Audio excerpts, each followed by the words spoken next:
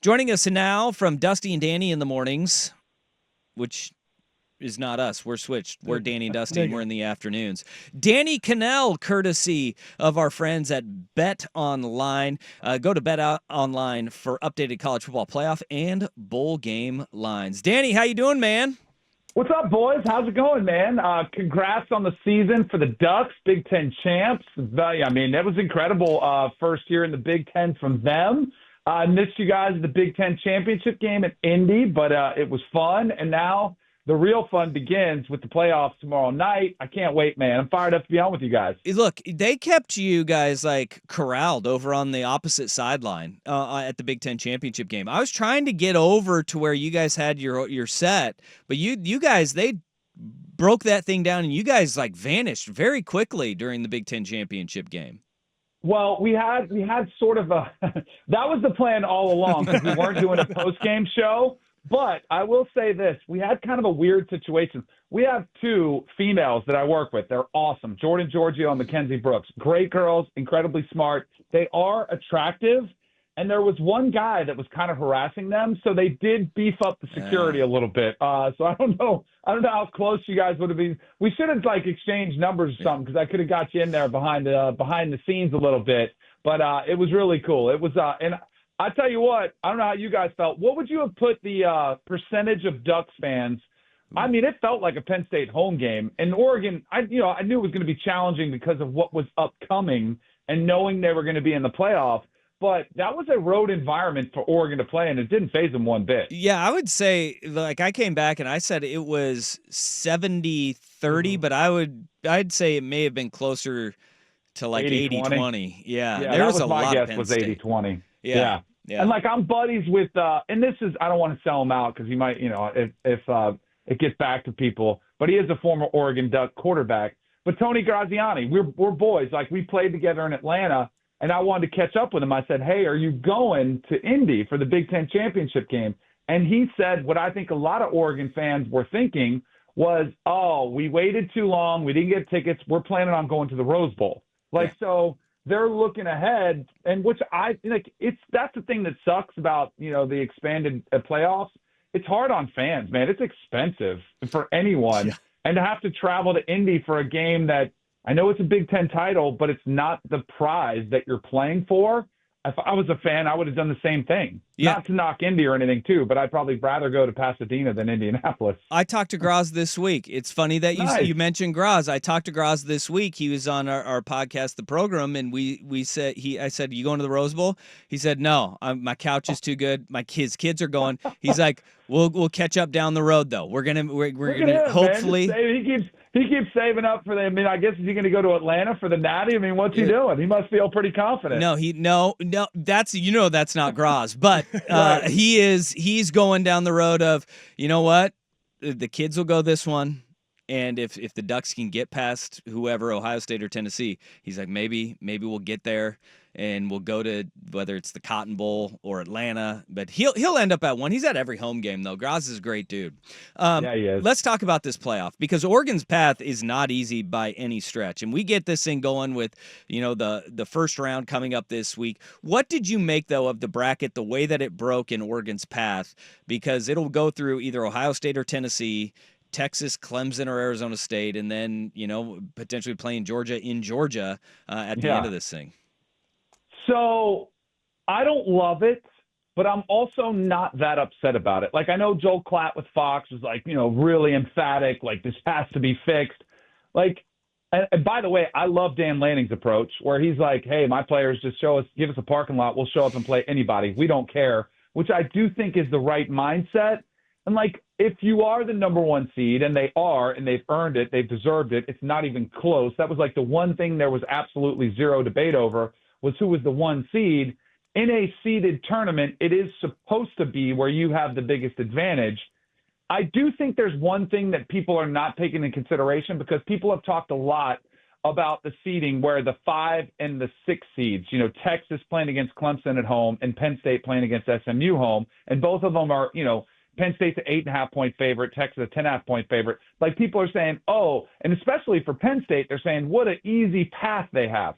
They do have to play an extra game. Like that is Yep. something I don't think people are. I think people are just glossing over the extra game.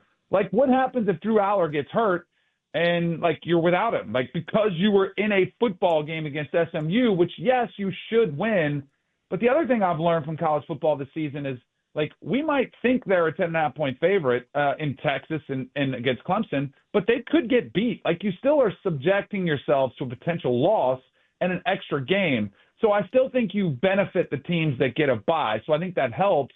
But the thing that screwed up to me is, and I apologize to Boise State fans. I feel like I've been hard on them. They have absolutely zero business being a 3 seed. And I would say probably the same for Arizona State being a 4 seed. Like they're not, and especially Boise, like that is a group of 5 program. It is a different level. And I am thrilled, and I've always campaigned for a group of 5 team to get a seat at the table. I just don't think they should be at one of the heads of the table, which is basically what they've been given. I don't think their schedule is anywhere close to what some of these other teams have faced, and I think it's unfair. And if you solve that, if you did just seed the teams or re-rank them, I know that was something Joel Klatt had said to do after the first round. I think that would make sense. But since you can't do anything about it, like why complain about it? Which is why I love Dan Lanning's approach. Like I've loved everything Dan Lanning has brought to Oregon, including a mindset, which I think is a championship mindset. So I think they screwed it up. I'm not that upset about it. I still think if Oregon's the best team in the country, which I do, I think they'll win it all. Danny, when you look at this, and even if they did not get it quite right, with the way the seeding is gone, do you see any potential for there to be that Cinderella team? Does Boise State have a path? Does Indiana have a path? Like, does anybody outside of the true blue bloods or the teams that have kind of pushed their way to the top really have any kind of path that you could see where in the first year of the college football playoff, you have a team that makes it, not necessarily to even, winning the title game, but even getting to the semis or making it to the title game? Yes, I do. Now, if you had me pick one, and this is where it's kind of like the NCAA basketball tournament when you pick your bracket, like I have 2 upsets happening, and it'll probably screw it up because I'll probably have the 2 wrong ones, right? So I have Clemson beating Texas, which ironically is the biggest point spread of the first round, and then I have Indiana beating Notre Dame. I think Indiana's probably the one I can envision doing some damage, especially like I think it's kind of interesting that we've just glossed over Georgia, potentially losing their quarterback Carson Beck. Like, Right. Oh, it's no big deal. Like they're still the 3rd best odds to win the national championship. And I'm like, really? And I get he hasn't been great this season, and he's had multiple games where he's had 3 interceptions, and he's been a little bit up and down. But did anybody notice that Gunnar Stockton did throw a costly interception against Texas when it was 3rd and 13, and had that game in overtime because of it? Like, to me, and Georgia fans are like, they're fine with it too. Like, oh, we got our guy. Like, we love our backup. Backup's a whole different scenario. Like, we haven't seen him play very much. And there's a lot different scenario, and this is speaking somebody who primarily was a backup throughout my NFL career. It's kind of easy to come in the game when somebody gets hurt. Like you are thrust in there. You don't have time to get nervous. You just go out there and you just execute and you do your job. Now that you potentially have to sit on the knowledge that you're starting for 3 weeks or 2 weeks, like that is a different animal. Like you start to play those mind games and you're mentally, the stress builds up and you think about it. And some guys thrive under that, but some guys crater under that pressure. So that's the one unknown. But back to your question, if I had to pick one, I'd probably say Indiana. I think Indiana could beat. I actually have them beating Notre Dame. And then I could envision a scenario where if Georgia's not as dominant as they were, who's to say Indiana couldn't beat Georgia? It's wild, but we've seen Georgia play down to competition. We saw them lose to Ole Miss, 28-10. And what if it's Carson Beck or the backup? Like, what if they throw some interceptions? Like, I could see that happening. And then the other team that I had winning against Texas was Clemson. And I had Clemson advancing all the way to the semis before it comes to an end against Oregon. I do have 2 powerhouses. I do have Oregon facing Georgia in the championship game, and I have Oregon winning it all because I do think depth matters. And while there's been a lot of parity and there's been talent spread out throughout, the SEC and Big Ten and college football in general, those teams are still deeper. Like we've seen Oregon lose a Jordan Burch for a significant portion, and it hasn't fazed them. We've seen Georgia lose Tate Ratledge, one of their best offensive linemen for a month of the season, didn't faze them. Like there's going to be a gauntlet that teams have to go through to win 3 or 4 games. you're going to lose guys to injury. And those are the teams that I feel are most equipped to deal with some of those guys getting hurt or just dinged up where they're not the same player and you need to rely on some depth. Danny Kanell is our guest, courtesy of Bet Online. Check out Bet Online for updated college football playoff and bowl game lines. You mentioned Georgia had the third best odds. The team that kind of surprised me is the team that you have getting upset. Texas has the best odds right now to win the championship. Is that do you think because largely public money's coming in, or is there really the talent, the roster? It just says Vegas is looking at it going, all right, the Longhorns are supremely talented. If they can just run the football and Quinn Ewers can at times get out of his own way, they can just have this easier path. So I think some of it has to do with the path. That 5 seed is a sweet spot. You know, Clemson is sort of, I like Clemson because I'm probably partial to Dabo Swinney, but they're almost playing with house money. Like when they lost to South Carolina, they thought their season was done. And then all of a sudden they get new life and they beat a really good SMU team and pretty much handled SMU. SMU clawed their way back to make it respectable and almost get it to overtime. And I think Clemson's got like sort of that roster that can go, that has depth, like I was talking about. Like that is a traditional blue blood. Like they have been competitive. They haven't had a bad season the last 10 years. By their standard, they have, but they really haven't had a bad season. The analytics, like the data, the models love Texas because of their roster. Like a lot of people have talked about Ohio State's $20 million roster. Not a lot of people have talked about Texas's $22 million roster, right? Like that's kind of flown under the radar. And the defense has been spectacular.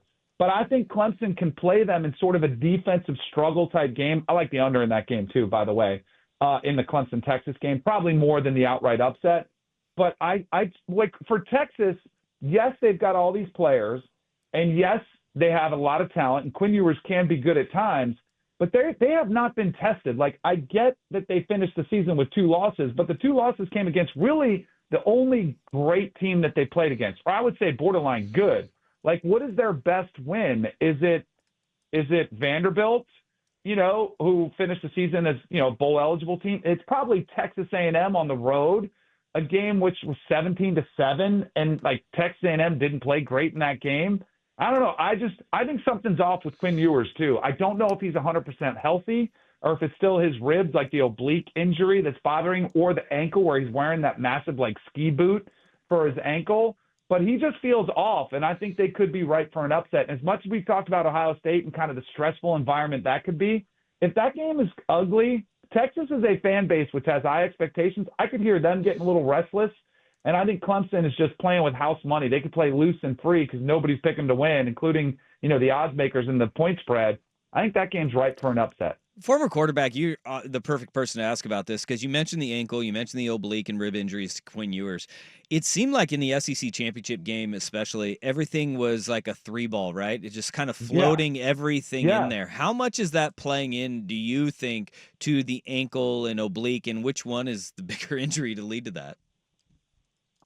I think it's his oblique because, like, your ankle, you can stabilize it, and maybe it's a pain tolerance thing, and he hasn't been very mobile throughout his entire career, so it's not like you're missing much there.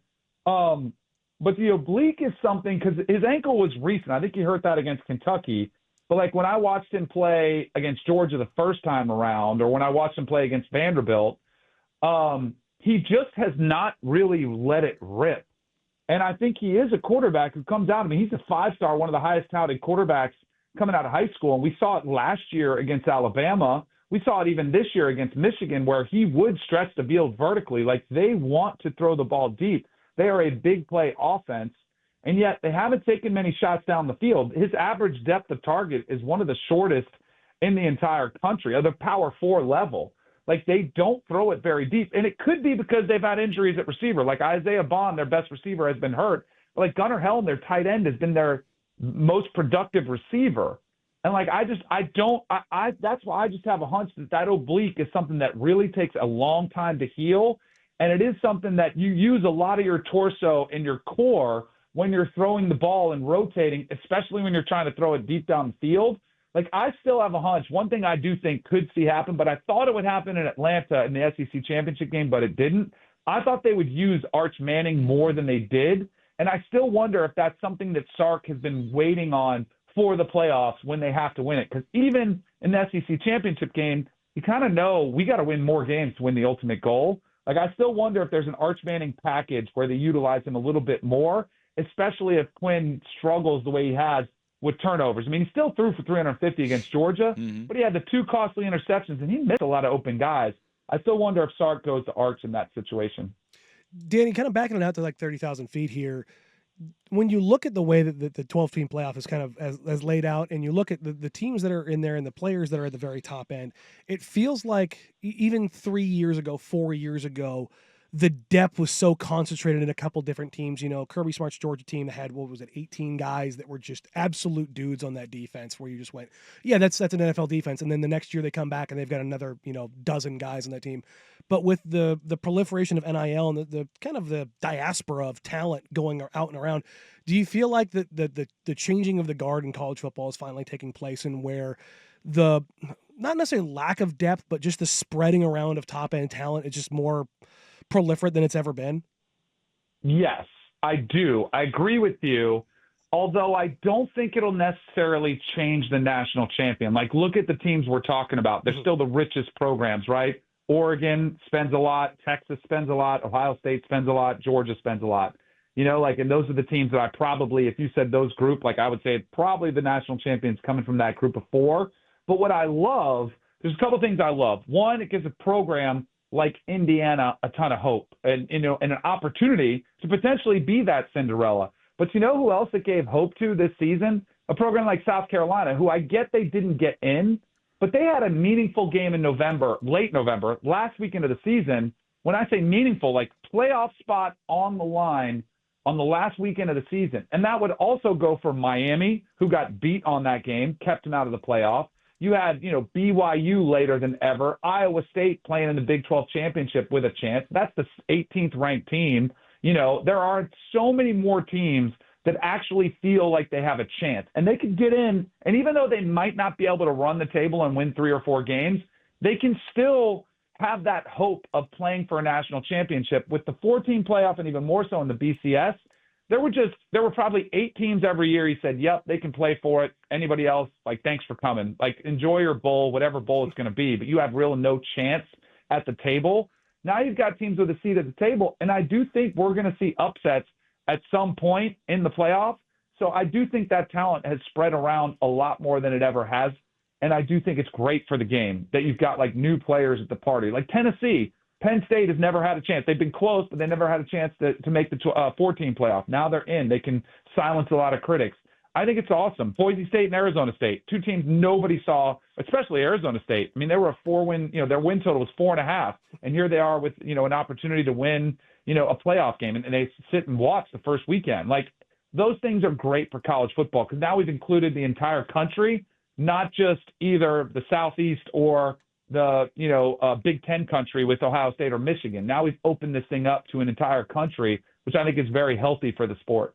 Danny Kanell, courtesy of our friends at Bet Online. You can hear him, Dusty and Danny, in the mornings, 6 to 9 a.m. That is 3 to 9 a.m. our time here. Or 3 to 6 a.m. That's really early. You might have to listen on the app. You might have to listen on the SiriusXM app. You can also get him on the Cover 3 podcast as well, That's which, right. If the Ducks are able to win in the Rose Bowl, you guys are doing a live show from Fort Worth the day before the Cotton Bowl. So yeah, there's an opportunity for Duck fans to go out and watch the Cover 3 podcast. Danny, thanks for the time, man. Always appreciate it. You guys are fantastic. Great catching up. We'll talk to you soon. Thanks, Danny. There he is, Danny Kanell. Interesting stuff there, especially he's got Texas being upset by Clemson in the middle game on Saturday in Austin, where Cade Klubnik will be returning to his hometown. And I remember this game because our boss, Jeff Alston, he came in and he was like, hey, Texas 6A state championship game, it's got 2 of the best quarterbacks in the country playing in it. And I was like, oh, yeah? And he's like, South Lake Carroll versus Westlake. And I was like, oh. Cade Klubnik versus Quinn Ewers in the 2020 state championship game in 6A. They do call high school football down there a little bit different. Yeah. Those 2 schools, by the way, both have stadiums that would rival most colleges in the country. Yeah, that is true. That is true. But he's got Klubnik beating Ewers in the rematch of that 2020 Texas High School State Championship game. Hey, it's all coming up Clemson right now. They have now.